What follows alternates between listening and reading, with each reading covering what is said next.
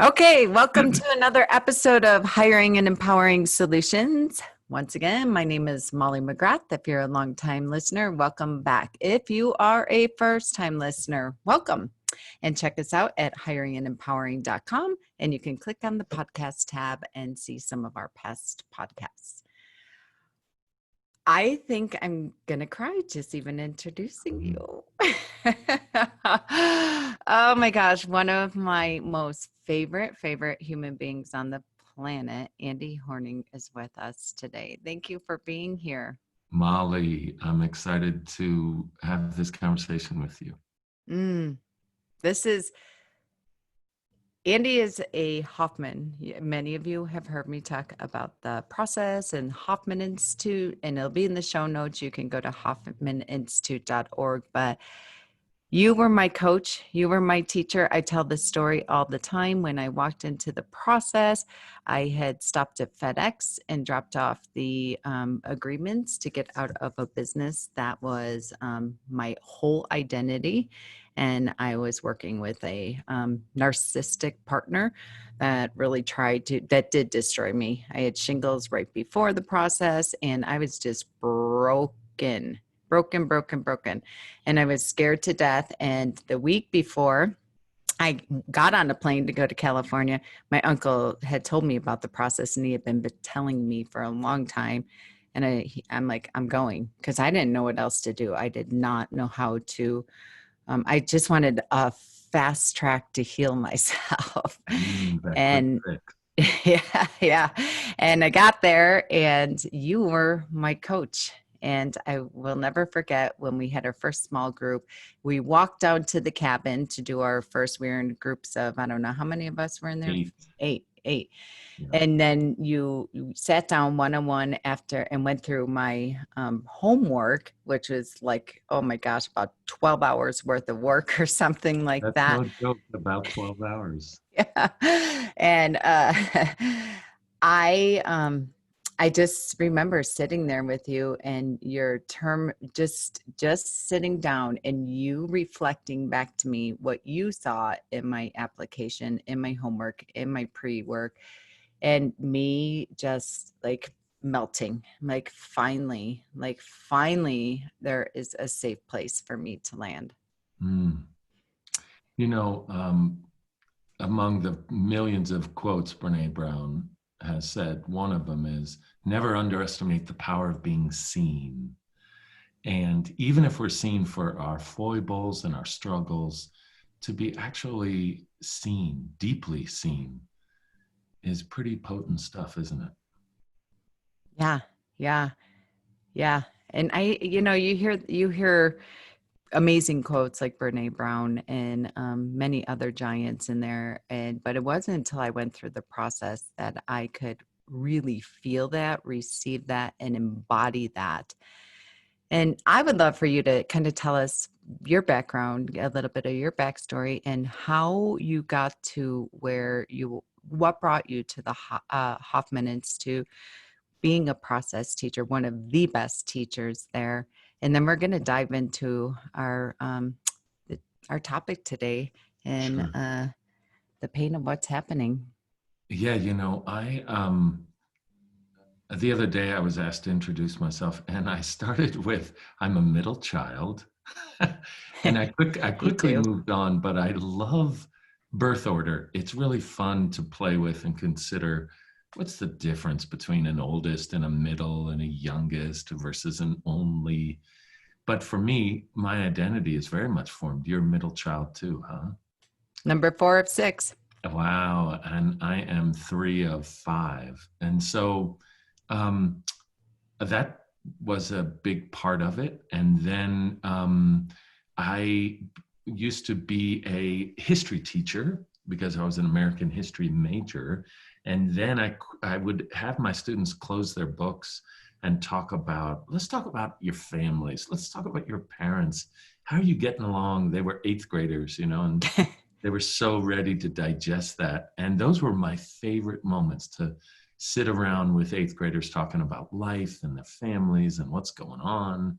So I'm like, I'm in the wrong profession. So I went back to school, got my clinical social work degree, became a therapist in first for the county, and then moved into private practice, and just loved my conversations with people. Part of why I loved being a therapist is I could sit down and have great conversations, ask questions that helped people reflect and deepen their understanding of themselves. And I loved it. And then I also coached a little high school basketball as well, which I was in deep contrast to the soulfulness of therapy. The intensity of coaching high school basketball had a nice contrast. And then, maybe, I'm not sure how many years ago now, maybe 10, 11, 12 years ago, took the process. And just because a friend had recommended it, and it's someone I hadn't even met. And I was like, holy shit, what the hell is this? Who are these people? They're creating an experience, a cellular experience about stuff that I just talk about with my patients, with my clients. This is so much more powerful than what I'm doing. So I was both deeply inspired and underwhelmed when I returned to the therapy practice, and made a commitment that when they did their next training for teachers, that I would be in that group. And so it was about a year and a half later that I trained to be a teacher. Oh, wow. And what do you see? I've listened to many of your podcasts, and I know you've talked about this, but kind of the difference between being in embodied experiential healing versus a clinical, for lack of a better term, healing.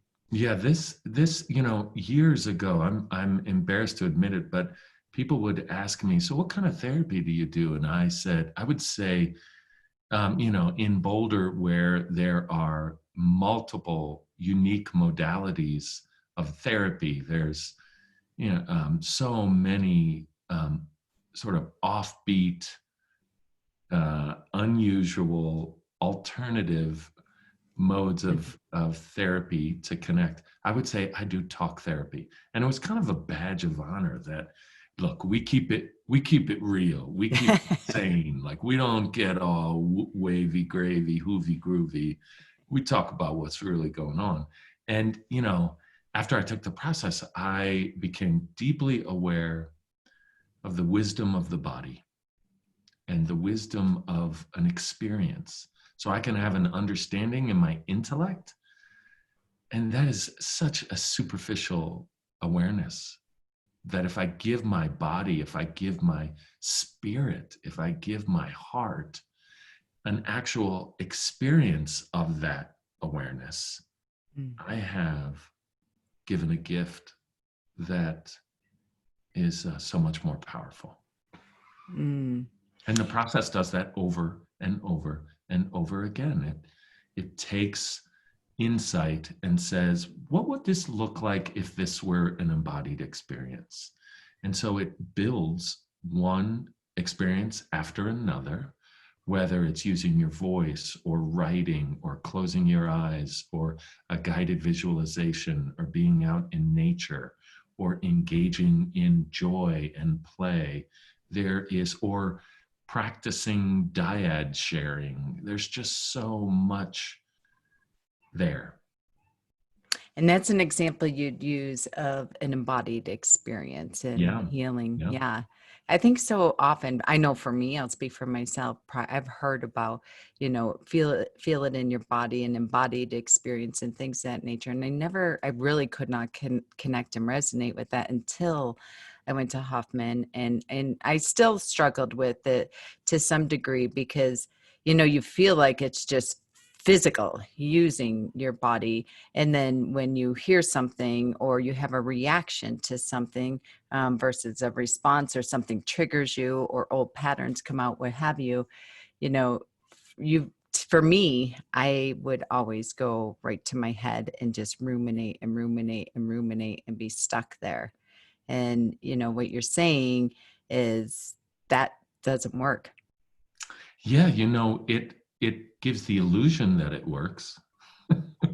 Like it will suck up a lot of our energy, and we can look at Oh, it one way and then another way and then a third way, and then we can consult a friend and they say a fourth way, and then we read this book and there's an actual fifth way of looking at it, and then we're just totally overwhelmed by these 7 different ways that we can frame something, and our brain can feel like it's working hard. Indeed, it probably is smoking. It's trying to make sense of things for us.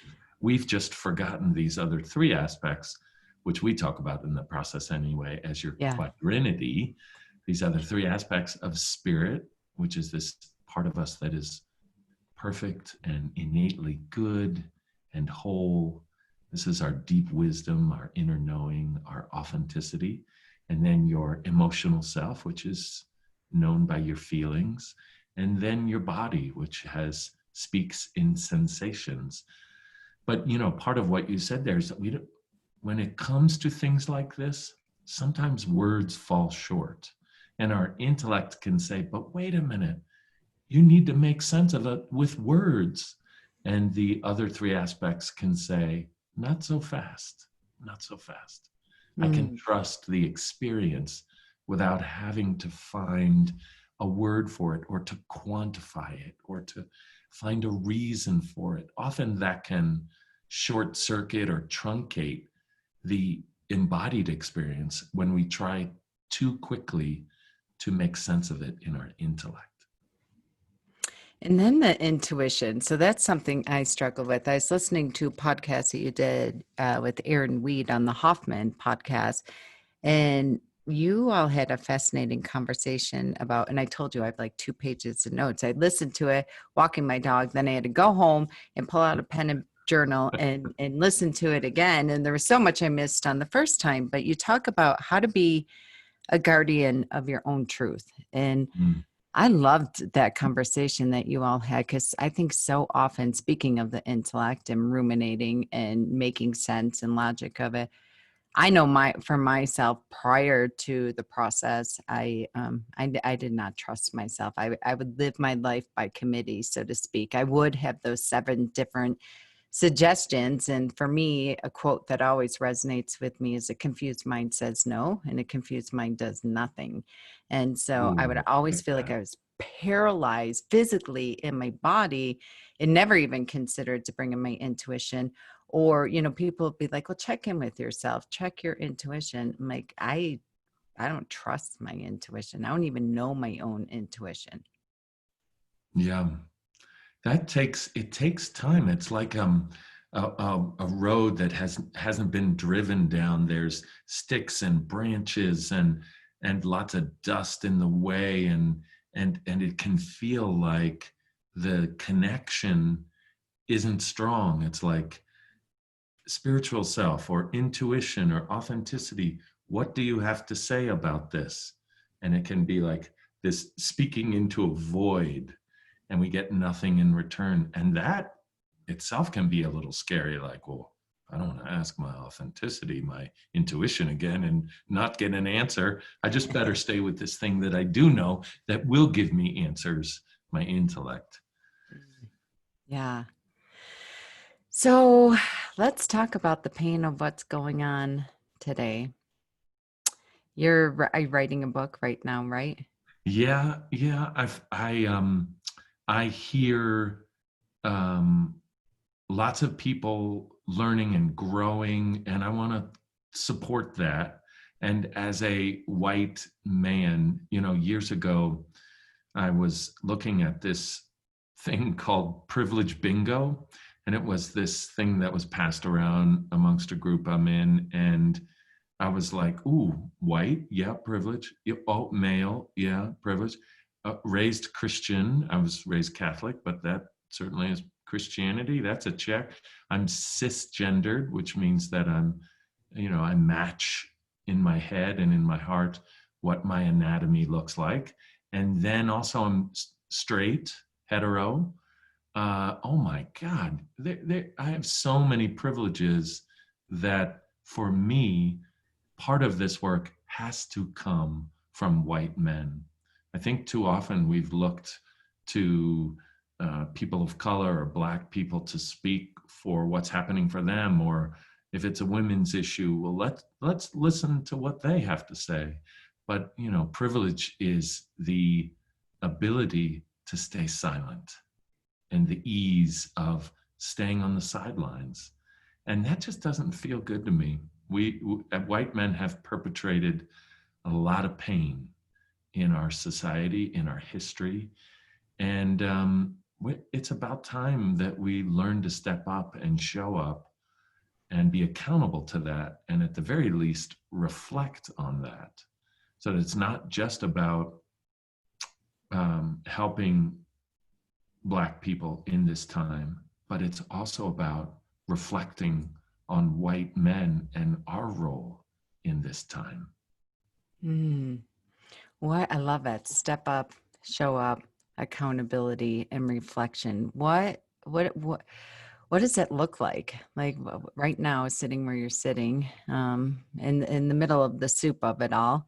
What does it feel like? Look like? What's your vision for that? If you, I sort of, I'm learning so much. I have to say this, I'm learning so much. And one of the things I like about this work now is that it matches the personal growth work. Sometimes people think, well, let me grow and let me grow as a person. But social justice or helping out or volunteering or doing good work, it feels very separate. Like those are two different things. And part of what I want to do in this book is say, no, actually, it's part and parcel of the very same thing. To show up in the world is to learn and grow, just like going to therapy, talking about your parenting or your relationship or what's happening with your colleagues. It's all part of the same soup. So for me, it's understanding that by doing this work, I'm actually growing as a human being. And by growing as a human being, I'm showing up to do the work. Does that make sense? yeah. But I guess having said that, Molly, there's three categories that I've sort of, as I'm doing this stuff, this is what I think about. One is rewriting the past. And, we help people in the process, and as a therapist, it was all about helping them rewrite the past. So how can they tell a different story about their childhood? Maybe they understood something that their parents dealt with in a new way, or maybe they understood and reflected on how they survived and thrived despite what was going on in their childhood. So getting people to rewrite their story is part of what therapy and personal growth is about. And during this time, I feel like I am understanding what has happened in our history in a new way. It's being rewritten. The Tulsa massacre that happened when African Americans were gaining wealth. They were murdered. And I'm an American history teacher and major, and I didn't understand or know anything about Tulsa. So that's just one example of how this pain of today is helping me relearn our history as a nation. And that's an uncomfortable thing, but I can handle that. Robin DiAngelo talks about white people's low racial tolerance. We can't handle racial stress.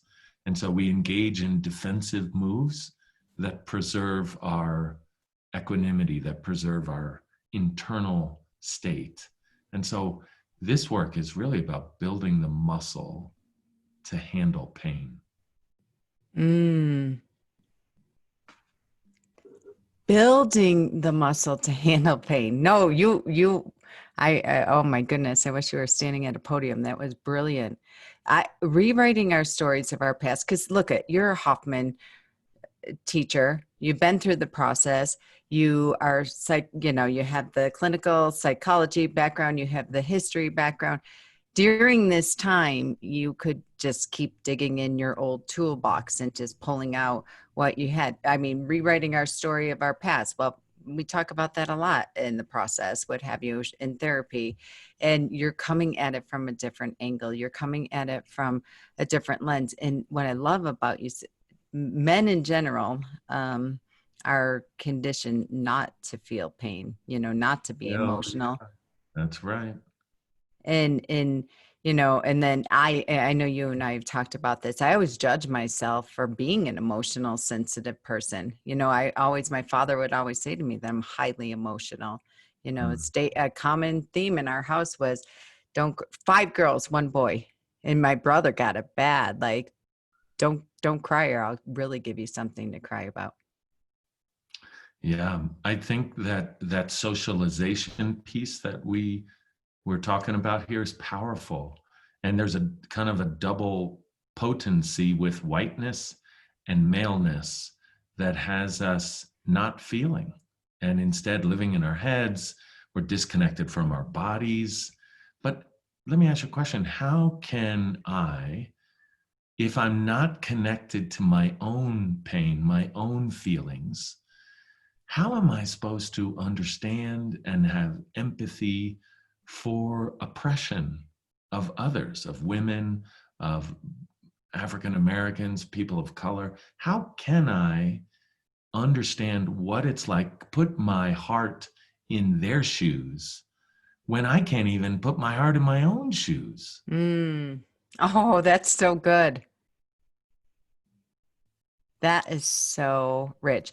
I always use the example of, when somebody dies, somebody loses a parent. I don't know what it's like to lose a child, but I'll use my frame of reference. And you'd always say, "Oh, with deepest sympathies," or "I'm sorry."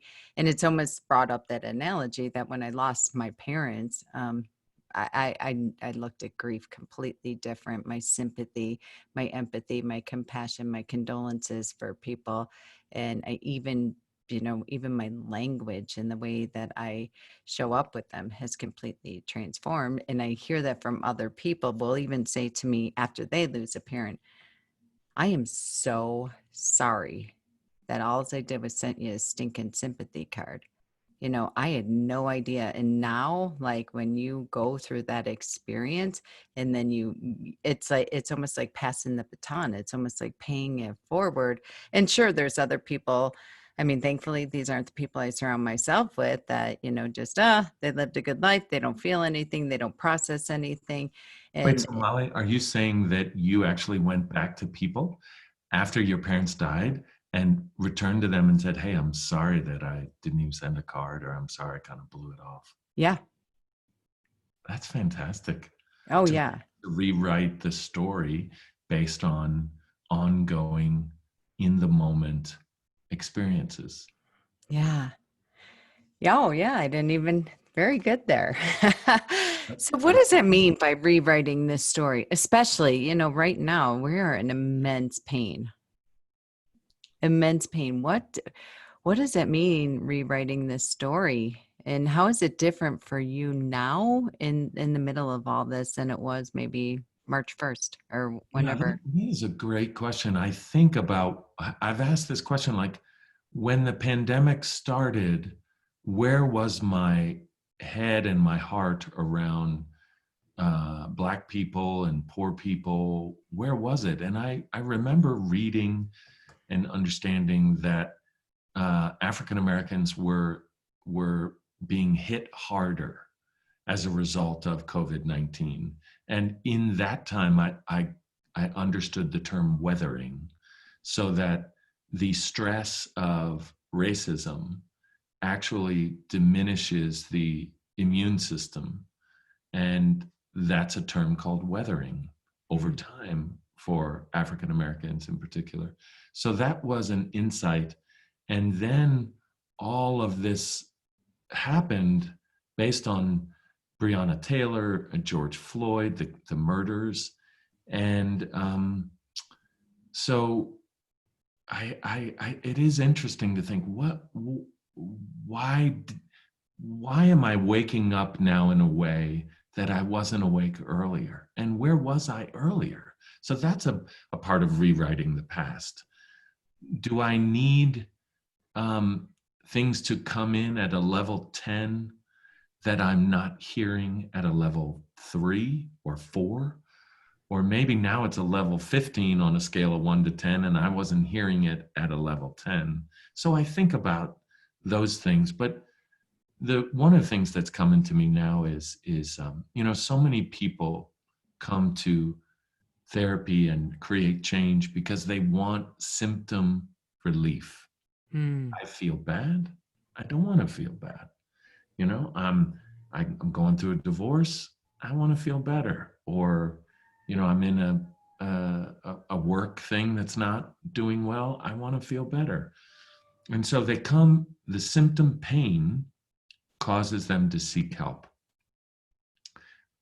Very often, they quit after they feel better. My symptoms aren't there anymore. I don't need to go to therapy.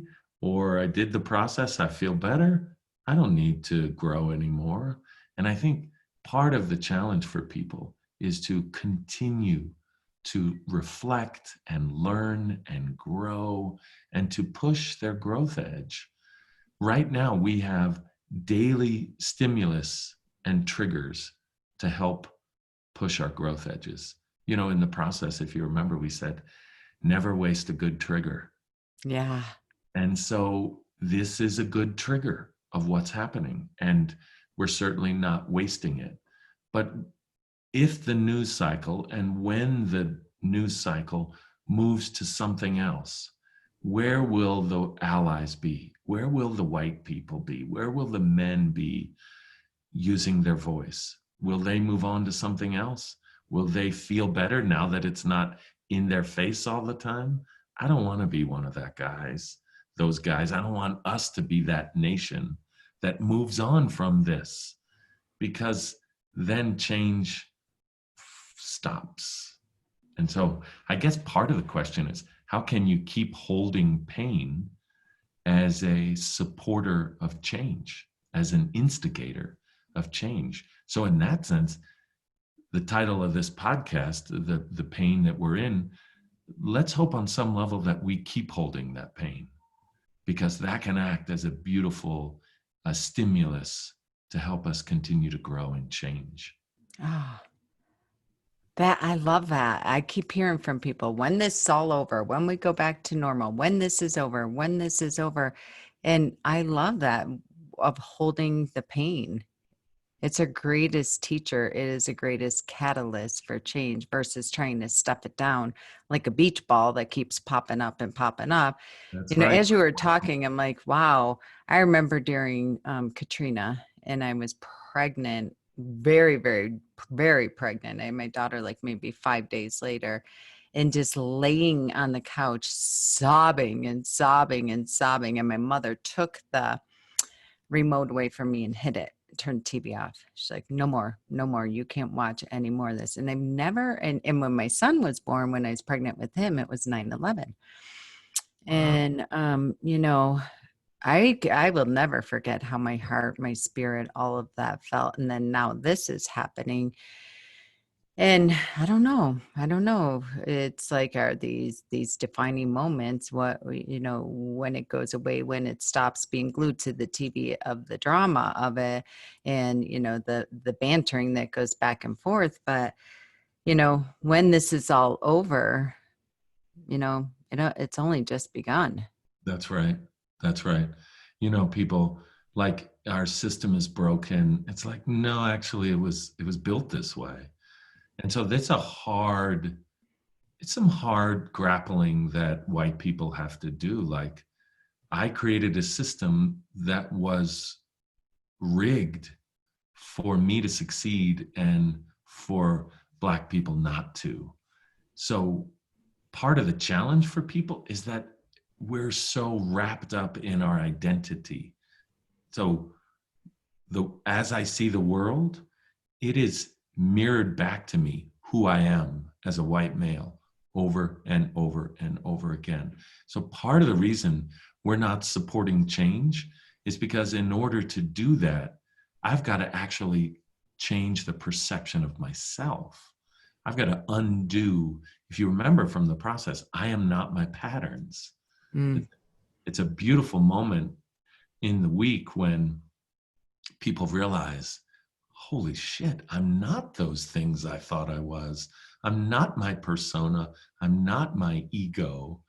And it's an embodied wisdom that they have. But there's also a little bit of panic, because if I'm not that, well, shit, who am I? And so I think we've all got to grapple with understanding who we are, separate from the privilege that we've associated ourselves with. Mm.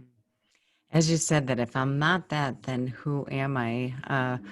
I told you I interviewed Brian on my podcast, and he and I talked about what we love about the process the most is that when you enter, you're not allowed to say what you do for a living. Isn't You that? strip all identities.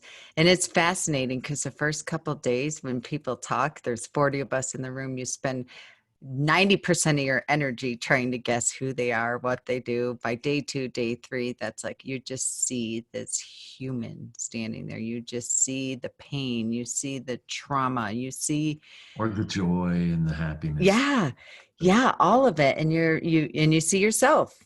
And then you realize you're not alone. And then you realize you are not broken. And then I mean, it's just incredible. And on the last day, all technology is taken away. You don't, not taken away, you freely, you give it up and you're committed. You're there, no outside distractions. And then you announce at the end who you are, what you do, etc. And I remember getting, we get our cell phone back at the exit and someone's like, wait a minute. There's one more cell phone in there. And it was mine. And I was terrified to get my cell phone back because by then I was just a workaholic. I mean, I just had no boundaries whatsoever with my clients, with my family, with my friends, with anyone. I was always the place. I always said, I would gladly take your bag of shit, dump it on my porch, empty your backpack here, and I'll just try to fix it and everything. Like you said, the symptom relief. And I was terrified because in that moment I had to make a decision of how I was going to show up. I was like, this is my 0 birthday. I love that you took some beats longer to consider, should I take that phone back? If I do take it back, how am I going to be with this thing that represents that my old life, my old workaholic life? Yeah. There's a moment right there. You Yeah. remember it, don't you? And, I think that's a moment we all have right now in the pain of all this of, okay, when I get to go back to work, when I get to go back to gym. And as things are starting to open up and we're starting to, everyone's using the word new normal. I don't know what it is. Does anyone? But you see people like kind of the power of the pause. People that I'm just witnessing, they're like, when I walk through that door, when I walk out my door, when I get on that plane, if you're on a spiritual path or a path of awareness or path of growth, you just pause and think, how am I going to show up different? Yeah, I think this big pause that you talked about, in my experience, people have actually deepened their relationship with themselves. As in my talking with people, it has allowed them. I know for me, I'm not traveling to the process to teach. I'm not, I was going to visit my parents. That's all that stuff isn't happening. So instead of going out, I'm going in. And it's been a beautiful, sometimes confusing experience, but one in which I feel more deeply connected with myself because of this time. And I see that sort of happening everywhere. But the other thing that's been, I think we love to know. We love to have answers. It's socially advantageous to have information and to share that information. And the pandemic is this time of not knowing. Nobody knows what's going to happen. Which state is what's the leadership going to do? Does the virus morph into another virus? Can you get it a second time? Will the fall be a bounce back? What happened in 1918 in that other pandemic? I mean, there are so many questions that we don't have the answer to, that is deeply unsettling because we don't know how to be with not knowing. And I think part of the pain is learning how to be with not knowing, learning how to be with and ride the wave of not having the answers. Okay, so if we can't get the answers, now what? How are we going to be with the questions? Mm. How are we going to be with questions that we don't have the answers to? And there's lots of research around if you hold an unanswered question in your mind, your intellect will actually go to work on it for you unconsciously. So maybe part of what we need to do now in this moment of unknown and pain is to come up with a compelling question and just live into the answer.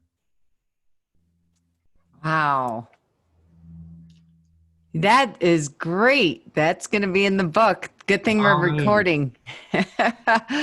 Oh my goodness. What would maybe a couple just drive-by coaching, drive-by tips that you would give to our listeners in regards to, I think you've already given so many in Yeah. regards to just the question of just sitting in that uncertainty. So I think it was probably like week 2 or week 3. You hear from so many people, they're walking more, they're getting into nature. And, I've told you this several times. My favorite is the River of Life that you narrate on the Hoffman app. And it was probably like week 2 or 3 of all this. And at one point I was like, oh my gosh, like I actually was like, thank you for hand delivering this pandemic to me because I'm learning so much. For so long, one of my patterns is that I can't survive by myself. I'm divorced. I have 2 kids. My ex-husband just moved to, or what my husband, I love that, just moved to Montana. And I'm like, oh my gosh, like I had this big giant racket and story going on that, when all businesses shut down and I'm just going to die destitute and, alone, and I can't do this alone and what have you. And it was like week 2 after walking and just feeding my head with podcasts and River of Life and everything. And I was like, oh my God, thank you. Thank you for this gift. Like Yeah. in 2 weeks, 3 weeks, I get it. I got it. I'm doing it. I have been doing it. That's fantastic, Molly. I see a couple things in there that are your coachable tip points. One is that you moved your body. And I think so often we get disembodied. We're cut off from the neck down. And you accompanied those podcasts, those meditations, those reflections with those walks. And so whatever it is, we've got to move our bodies. And the second thing is get out in nature, get outside, open the door, open the windows, take a deep breath, get sun on your face, feel the wind, stick your head out the window when you're driving. Like anything that stimulates the senses of the body can help you deepen your experience of a thought or an idea or an epiphany.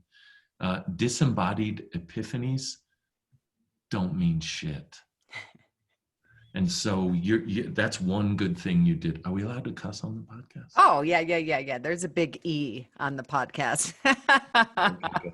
Hell So yes. that'd be the first thing. The second thing is to feel. We are feeling phobics in our world. And as a white man who's been socialized not to feel, it's been a lot to battle against. But you know what? It feels good to feel. Too often, we might feel depressed or sad, or we might get stuck in a feeling or angry or bitter. We have a faulty association. We think, oh, it's the feeling's fault for making me feel that way. But in fact, that feelings are beautiful and valid. It's when we get stuck in them that the problem is. Don't blame the feeling for getting stuck in it. Find a way to move through it, to use your body, and that's the third thing I would say, is to keep going. Keep going. If you had said after a week, you know what? I'm listening to these podcasts, I'm going on walks, or maybe even after a week and a half or 2 weeks, nothing's changing. That's it. I need to go to therapy, or that's it. I'm going to try something different. You would have missed the value that you got that eventually came in week 3. Yeah. So too often we look for the the results of our personal growth work. We look for it too soon. And I think part of what everybody needs to do is just take another deep breath and keep going. And then take another deep breath and keep going, because eventually it will reward you. It will. It will. You just have to be a little more patient with the results. Is that helpful? Mic drop. Yeah, Ollie, there's nothing left to say. There's nothing left. Well, there is. We could talk for days, but what's been one of your best interviews? Did this, you look back? this, this, you know, I will tell you, I think it's a great question because, so I told you that it's 13 months since I started this podcast, and, you know, all business, my ideal client, And attorney. one a week for 13 months? Oh yeah, yeah. Yeah, like sometimes I'll bet this is my third interview this week that I've done, and they were just so rigid and so, all intellect, all intellect, all intellect. If I go back to episode 1, episode 2, episode 3, then I'm like, I'm gonna do something a little risky here, and I interviewed my Reiki coach, energy coach, and people went bananas. They loved it. And so I felt the fear, did it anyways. And then as you're talking, I'm moving out of the intellect. And like you, I always use this analogy. I was interviewed on a podcast yesterday and I was talking about the process, and I talked about the quadrinity check. And I said, you know, I kind of use the analogy like a car. And I don't know if I got this from you. I think I did, where, you know, there's the driver, the passenger, back seat, and 2 people in the back seat. And I kind of think of that way. And when I'm stressed or I'm highly emotional or I can't stop myself from spinning, I'll say, okay, who's in the driver's seat right now? And when I did Q2, I heard something for the very first time that I didn't hear before, which is like, I would always go like, it's just very linear. I'm a very linear person, start with my intellect, what have you. And when we were talking about self-compassion, they're like, somewhere I heard this, like, bring your spiritual self in first and start there. Like, and it might have been just a sidebar conversation where I'm like, I was so in my head. She's like, well, then don't start there. You start with this spirit, because then you move to the heart and almost do it from like this grounding up instead of the way that you've been doing it. Because this is, you know, this is where I live. This is where my clients live, in the head and the intellect, the top intellect in the country. So I will say this is my favorite podcast because it's you and all that you have taught me, being my teacher, my coach, and just over the years and since I've met you, but also because it's just hitting me now, because every single time that I keep showing up, I keep moving, I'm getting closer to my authenticity, to my truth. I don't prep for these anymore. Like you said, all right, hit record. Like there's no prepping. It is just, you know, my only prep is I sit in the chair before I pull up the Zoom and I'm just like, spirit, come through me, come Beautiful. through me. And let me just make a difference. Let me make impact and let me be of value and service to others, and let me learn and let me grow. And so this is my favorite podcast because, you know, every day that I show up and I do the work and I'm vulnerable and I let myself feel and I don't judge myself for that. You know, I'm becoming, you know, I love the quote of we're all just walking each other home. Yeah, that is beautiful. You know, so often people think that what we're talking about here is like navel gazing or woo woo. It gets so marginalized that it the connection to efficiency and earning power and closing deals. It for some people, it feels much too incongruous. You mean doing therapy is going to help me be better in business? You mean unpacking my childhood is actually going to help me close a sales deal?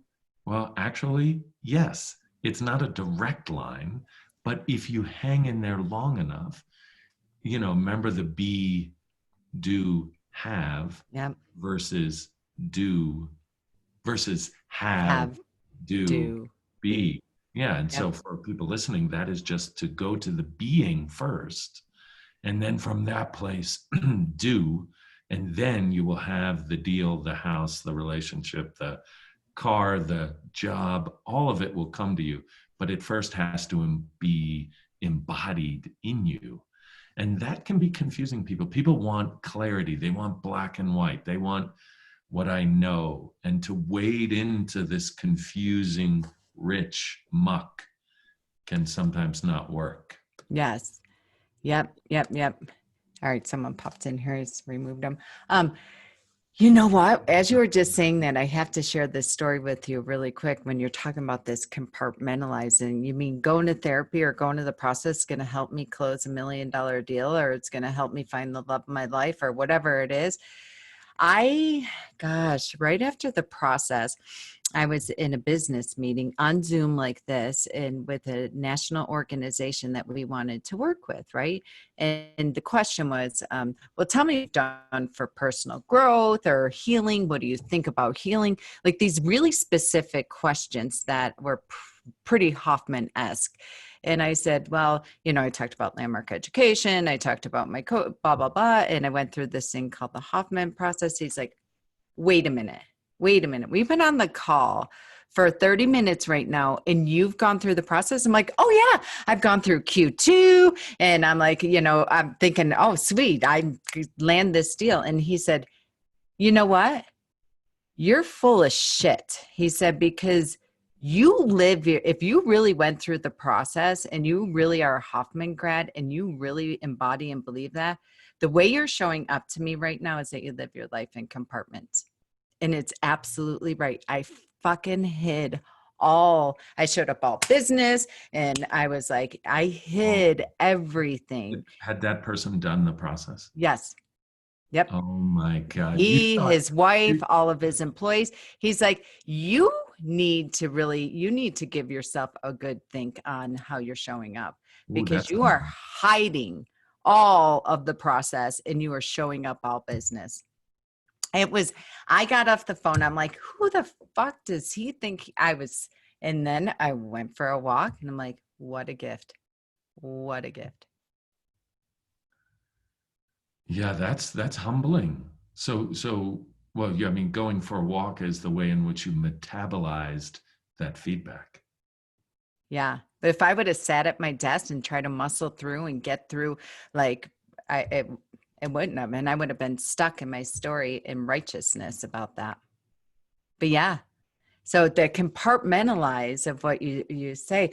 And I love this time, as you say, the people during this time of pain that are really doing the deep dive, really doing the work instead of being furious. And now there's a place for, all of it, but really going inwards versus outward, like you said. I'm excited to see what comes out of this. Absolutely. And there's nothing wrong with being angry. Anger has it's like a 4-letter word in our culture, but two things. One is it's a behavior and a feeling. So you can feel it and choose a behavior based on it. Too often we try and stop the feeling because the behavior is so costly. Well, feel the feeling of anger. There's wisdom there. We just don't want to create scapegoats or victimize ourselves through holding on to the anger. Finally, we could go forever. I know. All right. That's a good stopping point. Oh, we could go for hours. We could. I am so honored. Number one, I am deeply, deeply, deeply grateful. for you, for having you as my coach in the process when I went through. And I know you hear this all the time, like anyone when I meet at any of the graduate events, like, oh man, you got Drew. Oh, he's the best. Thank you, Molly. Thank you. Yeah. It's great to have you as a fellow Coloradan. Yes. Yes. Yeah. There's so many grads in our state. We do. We do. We need to buy that place up at Gold Coast or Gold Hill or Gold whatever. Lake, yeah. Gold Lake. Yeah. All right, Molly. All right. Thank you. Thank you. I loved it. Yes, thank you. And I would love to have you on again after your book comes out. Let's do it. Thank you. Okay. Have a great day. See you later. All right. Bye. Bye-bye. All right. Recording stop. Can I take a picture of us real quick? Yes. I want to send it. Do you have to get that woman who came on? No. I kicked her out. I know. She's probably like, what the fuck? No, this happens all the time. I'm going to take our picture and send it to Ryan and Carrie. Ah, so fun. Thank you. Are you doing any coaching or anything now or no? Are you just writing? Okay. I'm going to write. But once I finish that, then I'm going to do it. So I have a question for you. Hit me. How come you didn't go back to Bali during all this? Did you consider it? We almost went to Bali and then, but the airport is closed. Like they closed. There was a bunch of friends that we knew from last year that raced to get out before the airport closed. And it's been closed for a couple months. Yeah, they don't mess around. Bali, the government has a unique relationship because it's very progressive, but around certain things like drug use or other things, they throw people in jail. Oh, and wow. The airport, nobody could even get out. I think it's. Did you go back? No, I'm like, where's the next place? Like, where else? You're ready to move, ready to try something else on? Yeah, kinda, yeah. Yeah, me too. You love to travel, don't you? Yes. My daughter and I were going to Spain. I don't know if we still are with Yoga Download to a yoga retreat for 8 days, September 30th. We're supposed to leave, so we'll see. I don't think so. Did you play lacrosse? My son did, yeah. He's graduated from high school during all this. Wow, tough senior year. Yeah, but gosh, again, the process. He's, he grieved it, he felt it, he expressed it, he did everything about it. And, and now he says, just bring on the next chapter. My greatest pain is that I couldn't have a high school graduation. I'm fortunate. Yeah. Oh, if your greatest pain is that? Yeah, that's what he's like. Yeah. He's like, it's insignificant. Wow, Molly, that's quite a healthy perspective. Yeah. So now he just wants to get to college. Where's he going? CSU, Fort Collins. Is that where your daughter is? No, she's 10th. She's going to be a 10th grader. Oh, she's the younger one. She's the younger one. Oh, okay. All right. Yeah. I met him that brief moment. Yeah. She's the youngest one. So yeah, I'm ready for him to go to college. I'm excited for him. That's good. Yeah.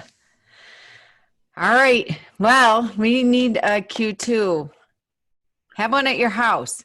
I know, like. Is it legal? Like, could you do some kind of graduate thing and charge for it and have an event? Oh my God. I'm going to ask. And Ryan told me about this stuff you guys have been talking about, like you guys doing a retreat and because he talk about clarity in this time. We had a fantastic conversation about, because I remember I said to him on my podcast, I'll never forget, we were standing in Jackson Hole in the kitchen. It was me, you, Drew. And Drew asked you, so you don't do any coaching or consulting or anything? And he said, no. I get in, I get out, I'm on the road. He had 80 events scheduled. He turned down probably 30, 50 of them. And now, he's having to pivot is the term everyone's using. And he was just talking about how to bring how, everything changed for him. But like the retreats are really calling him, and you two together would be. Ooh. I know. I know. Yeah. He's he's the thing I like about Ryan is we didn't talk about this, but just holding. Have you read Glennon Doyle's Untamed? I read it, then I got on Audible, and my daughter and I got in the car and drove to Arizona, and we listened to it on the way there and the way back. Did you listen to it? You got to listen to it on Audible. Yeah, I mean, I did buy it on Audible, but I've just been kind of little Audible, little book. But she's such a good writer. Oh, But she had just this great thing about boys in there. Did you see it? yeah. Where she talks about all we have to do is label something. This is part of what my book is about. When we label something as feminine, it immediately marginalizes it, and the status quo stays the same. I actually think there's more of that for people in business because Brene Brown has said this, it's the first thing we're looking for in other people and the last thing we're willing to give. But the people who show up authentically with their whole selves, everybody is like, oh my God.